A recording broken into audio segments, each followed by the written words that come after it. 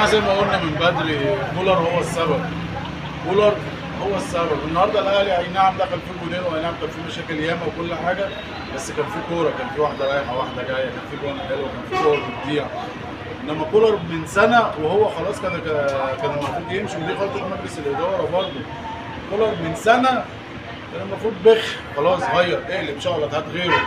ضيع علينا افريقيا، وضيع علينا الانتر كونتيننتال، وضيع علينا السوبر الافريقي مرتين، ودوري ابطال وفي الاخر كرمناه. ماشي، احنا ناس محترمه بنكرم الناس، بس زي ما قلنا من الاول كان لازم يمشي من حبه ايام.